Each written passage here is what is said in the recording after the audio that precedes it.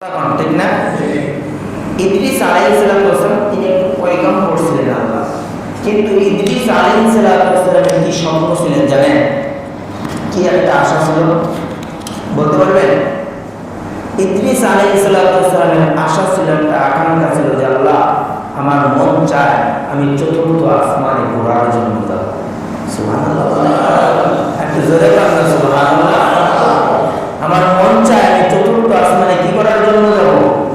ঘুরতে যাব, একটু বেড়াইতে যাব, আমার মন চায়। আল্লাহ তাআলা আজরাইলকে হুকুম দিয়েছে, আজরাইল চতুর্থ আসমানে একটা মানুষের, একটা নবী, একটা মানুষের তোমার জান কবজ করা লাগবে।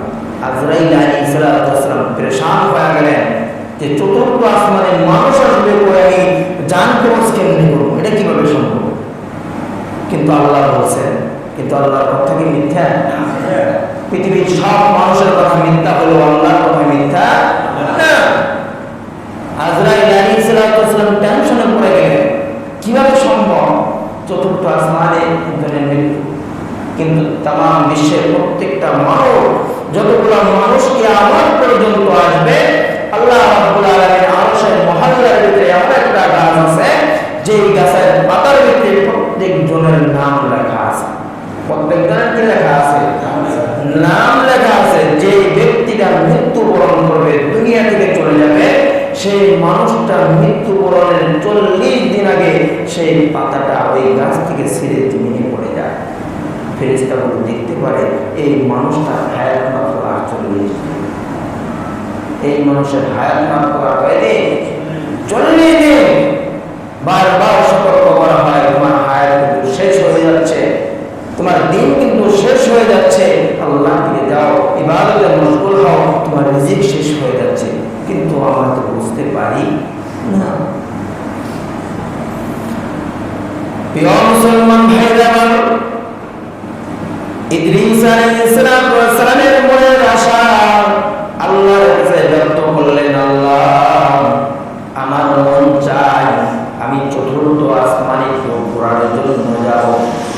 আল্লাহ বললেন, ঠিক আছে, তুমি যেহেতু আমি আল্লাহর পয়গম্বর, তোমার মনের আশা অবশ্যই আমার পুরা করা লাগবে, কিন্তু তোমাকে আমি আসার জন্য অনুমোদন দিলাম, তোমাকে আমি ব্যবস্থা করে দিলাম।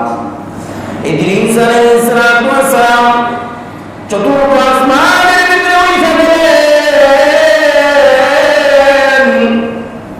আল্লাহ রাব্বুল আলামিন হযরত আজরাইল আলাইহিস সালামকে হুকুম দিয়ে দিলেন, এ আজরাইল যাও, চতুর্থ আসমানের ভিতরে চলে যাও। দেখো আমার একটা বন্ধু চলে আসছে, এই বন্ধুটার তুমি জানটাকে কবজ করে নিয়ে আসো। আজরাইল আলাইহিস সালাম চতুর্থ আসমানে আইসা দেখে ইদ্রিস আলাইহিস সালাম উপস্থিত। সুবহানাল্লাহ। ইদ্রিস আলাইহিস সালামকে দেখা আজরাইল আলাইহিস সালাম মুস্কি মুস্কি হাসে। পয়গম্বর ডাকতে বলেন, এ ভাই তুমি কে? বলে আমি হলাম আজরাইল। বলে তুমি কেন হাসতেছো, মুস্কি মুস্কি কেন হাসো? বলে আমার একটা ঘটনা, একটা কথা মনে পড়ে গেছে, যে কথাটা আমার দিলের ভিতরে বারবার মনে হওয়ার কারণে আমার মুখ দিয়ে অটোমেটিক হাসি পাচ্ছে। মানুষ পায় না এরকম অন্য কিছু কথা মনে অটোমেটিক হাসি হয়, কি হয় না? বলে কি কথা, এমন কি কাহিনী যে কাহিনী মনে হওয়ার কারণে তুমি মুস্কি মুস্কি হাসো? বলে আল্লাহ পাক রব্বুল আলামিন আমাকে একটা হুকুম দিয়েছিলেন যে চতুর্থ আসমানে একজন মানুষ আসবে, একটা মানুষ আসবে, যে চতুর্থ আসমানে তোমার একটা জান কবজ করা লাগবে। কিন্তু আমি আজরাইল এতটা পরেশান হয়ে গেছিলাম, আমি এতটা পরেশান হয়ে গেছিলাম যে চতুর্থ আসমানে আমি আবার কার জান কবজ করবো, কে আসবে, এটা নিয়ে একটা পরেশান ছিলাম। কিন্তু আল্লাহর কি মহিমা, তোমাকে পাঠাইছে, আনছে এই জায়গায়, আর তোমার মনের তামান্নাও ছিল চতুর্থ আসমানে ঘুরবা, আর তুমি ঘোরার জন্য আসছো, আর আল্লাহর মনের আশা আমাকে দিয়ে তোমাকে এইখান থেকে তোমার জানটা কবজ করাবে। আল্লাহ আশাও পূরণ, সকলের আশাই পূরণ। আর সময় বেশি নয়, তোমার জানটা আমি এখান থেকে নিয়ে যাব। তাহলে যার যেখানে মৃত্যু সে সেখানেই যাবে। কথা বলা ঠিক না? যে কোনো উপায়, যে কোনো ব্যবস্থার মাধ্যমে, যে কোনো পরিস্থিতিতে, কিন্তু আমরা বলে দেখি যদি 2 মিনিট পরে বের হইতো, বড় আছে তো এখানে না গেল না, তার সেইভাবে মৃত্যু। কথা বলা ঠিক না? হযরত আবু হুরায়রা রাদিয়াল্লাহু তাআলা থেকে একটা বর্ণিত, ওই সময় থেকে আমার একজন ছিলেন যে যখন শুনলেন কুল্লু সিনজাইকাতুল মাউত সুম্মা ইলাইনা তুরজাউন, প্রত্যেকটা মানুষেরই মৃত্যুর স্বাদ ভোগ করতে হবে, আবার পুনরায় তাদেরকে জীবিত করা হবে। কুল্লু নাফসিন যায়কাতুল মাউত, প্রত্যেকটা প্রাণীর মৃত্যুর স্বাদ গ্রহণ করতে হবে। সুম্মা ইলাইনা তুরজাউন, অবশ্যই অবশ্যই তোমাদেরকে আবার জীবিত করা হবে। এই লোকটা টেনশনে পড়ে গেলেন, দুনিয়ার জমিনে কি পরিমাণ অপরাধ আমি করেছি, আমি মানুষের থেকে আমি কেউ জানে না আমি কি পরিমাণ অপরাধ করে ফেলছি। মৃত্যুর পর যদি আল্লাহ রাব্বুল আলামিন আমাকে আবার জাগ্রত করে জীবন দান করে, আমি মানুষের ক্ষমতা নাই একটা সেকেন্ডের হিসাব দেওয়া পারবে কেউ পারবো না। এবং মুসলমান ভাইরা রে, এই মানুষটা এমন একটা পরিকল্পনা সাজাইছে, এমন একটা কল্পনা সাজাইছে, মৃত্যুর ভয়ের কারণে, পুনরায় জীবিত হওয়ার ভয়ের কারণে এই মানুষটার মৃত্যু বাবা দিলেন। কয়েকটা সন্তান ছিলেন, যে সন্তানগুলোকে মৃত্যু কয়েকদিন আকুল সন্তানগুলোকে ডাকলেন, এই সন্তান আসো আমার পাশে একটু আসো, কেন যেন আমার মনটা ভালো না, আমার মনটা ঠিক মতে বসে না, হয়তোবা আমি দুনিয়ার জমিনে আর বেশি দিন থাকবো না, হয়তোবা দুনিয়া থেকে চলে যাবো, কিন্তু আমি বাবার একটা মুসিবত আছে গো, এই মুসিবতটা তোমরা সন্তান পালন করবা। আমার একটা মুসিবত আছে, মুসিবতটা কি করবা? পালন করবা। সন্তানগুলো দায়িত্ব বললেন, বাবাজি কি মুসিবত আপনারা বলেন, যদি সম্ভব হয় অবশ্যই অবশ্যই আপনার কথাগুলো পালন করবো, পালন করবো। এই বৃদ্ধ বাবাজি সন্তানগুলোকে দেখতে বলছে, সন্তান শোনো শোনো শোনো, আমি যখন দুনিয়ার জমিনে থাকবো না, আল্লাহ পাক যখন আমার জানটাকে নিয়ে যাবেন, আমি যখন দুনিয়াতে আর থাকবো না, মৃত্যু বরণ করবো, আমি বাবা চাই চাই আমি মানুষের লাশ করে কোনো কবরে দাফন না করা হয়। কি না করা হয়? দাফন না করা হয়। সন্তানগুলো ডাক দেওয়া হয়, তাহলে আপনার লাশ কি করবো?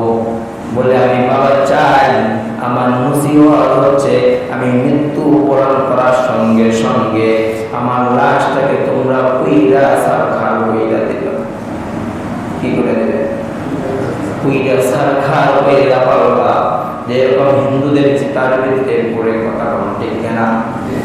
আমি চাই আমার লাশটাকে একদম কুইরা ছাই ছাই করে ফেলবা,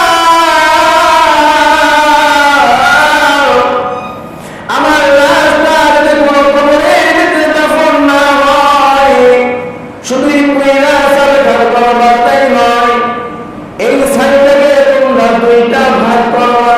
কয়টা ভাগ? 2টা ভাগ করবা। এক ভাগ ছাই তামাম বিশ্বের যতগুলা আছে, কাছে যতগুলা পানি আছে, সমুদ্র আছে, পুষ্করণী যত কিছু আছে, সব কিছুর ভিতরে ছাইয়া দেবা। আরেক ভাগ ছাই বাতাসের ভিতরে উড়াইয়া দেবা। একবার কি করতে বলছে? পানিতে দিয়ে দেবা, আরেকবার বাতাসে উড়াইয়া দেবা। সন্তানগুলো ডাক ডাক পায়, বাবা তুমি যেই মুসিবতটা করেছ, আমরা হলাম মুসলমান, এই কাজগুলো করলে তোমাদের সমাজ মানবে না। মানবে? এই কাজগুলো তো সমাজ মানবে না। কি কারণ, কি জন্য এত বড় আয়োজন, এত মুসিবত, কি কারণে? দরবের বাবা ডাকতে বলে, সন্তান শোনো,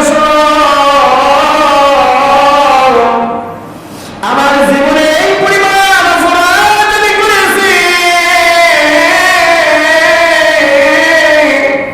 এই পরিমাণ আমি গুনাহ করেছি গো।